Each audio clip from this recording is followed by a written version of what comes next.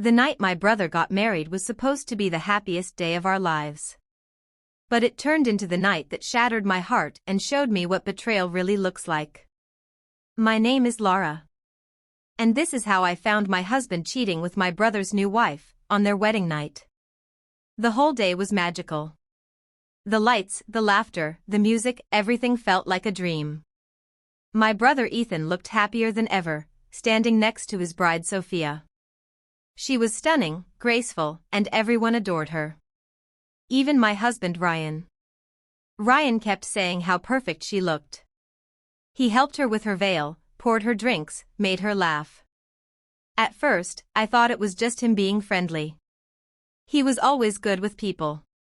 But that day, something about it didn't sit right.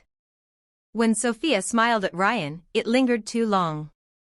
When Ryan looked back, there was something in his eyes, a spark I hadn't seen in months. I pushed the thought away. It was my brother's big day. I didn't want to ruin it with my insecurities. That evening, as everyone danced under the fairy lights, I watched them. Ryan was always near Sophia, bringing her champagne, whispering something in her ear. When she laughed, my stomach tightened. I tried to shake it off, dancing with Ethan, smiling, pretending nothing was wrong. But when I caught Ryan brushing Sophia's hair off her shoulder, I knew something was off. Still, I told myself, don't overthink. It's just a wedding. How wrong I was. By midnight, most guests had left. Sophia went upstairs to change out of her gown before she and Ethan left for their honeymoon suite. Ryan said he'd help carry gifts up to the guest rooms. I stayed downstairs, cleaning up, talking to my parents. After a while, I realized Ryan had been gone too long. I decided to go upstairs to find him. The hallway was quiet, only soft music playing from below. Then I heard it. A sound. A whisper. A laugh. Coming from the bridal suite. I froze. I stepped closer, heart pounding. The door was slightly open. I pushed it gently. And what I saw inside destroyed me. Sophia was still in her wedding dress. Ryan's jacket was on the floor. His hands were on her waist. They were kissing like they had been waiting their whole lives for that moment. My knees gave out. I grabbed the doorframe to keep from collapsing. I wanted to scream, but no sound came out. It felt like my lungs stopped working. Then I heard Sophia whisper. Sophia, we shouldn't. Not tonight. Ryan, I don't care. I can't pretend anymore. That's when I realized, this wasn't a one-time thing. They had feelings. Maybe for a long time. Tears blurred my eyes as I backed away. I ran to the bathroom, locked the door, and broke down. The woman my brother loved. The woman he just married. And my husband. Both betraying the people who trusted them the most. I sat there for hours, shaking, crying, hating myself for not seeing it sooner. Then I looked in the mirror and whispered. Me, you will not cry for them tomorrow. You'll make them cry for you.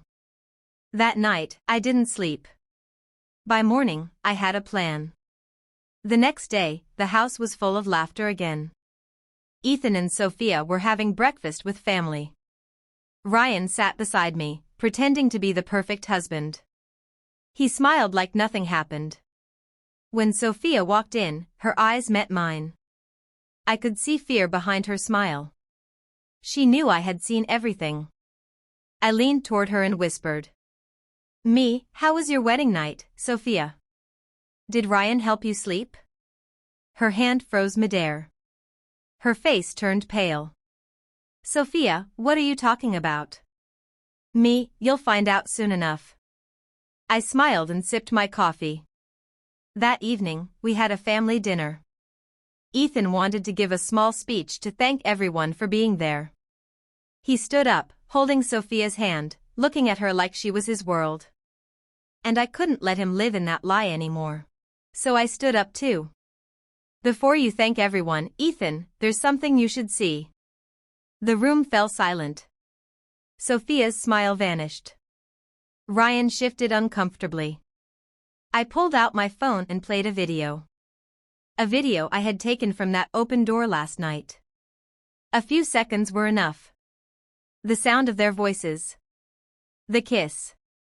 It echoed through the room like a bomb going off. Gasps filled the air. My mother dropped her fork. Ethan froze, staring at the screen in disbelief. Ethan, what is this? Your wife and my husband. On your wedding night. Sophia jumped up. Sophia, it's not what it looks like. Ethan, not what it looks like. You're kissing my sister's husband in your wedding dress. Ryan tried to reach for me. Ryan, Laura, please, it was a mistake. Me, a mistake? Or something you've been doing behind my back for months? The silence was suffocating. Ethan's face turned red. He threw his wedding ring across the room and walked out without another word. Sophia collapsed on the floor, crying. Ryan followed her, begging me to forgive him. But I didn't say a word. I just turned away. That night, Ethan packed Sophia's things and threw her out of his house. I did the same. Ryan begged, pleaded, even cried. Ryan, I love you, Laura. I was drunk. I didn't mean it. Me, drunk? You said you can't pretend anymore. That doesn't sound drunk to me. I handed him his bags. Go to her. You two deserve each other.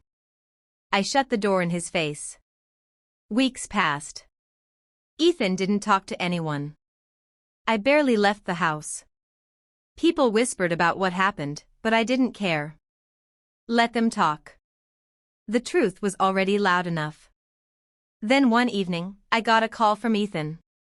He sounded broken. Ethan, she's gone, Laura. She left town. Good. You deserve better. He sighed. Ethan and Ryan?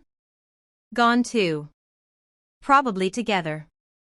They deserve each other's misery. But they weren't together. A month later, Ryan came to my door again. Because the truth is, revenge doesn't always bring peace. But it gives you back your power. And sometimes, that's all you need to start breathing again. He left me for my mother. But in the end, they lost everything, and I found myself. He betrayed me with my mother, but I made sure they'd regret it for the rest of their lives.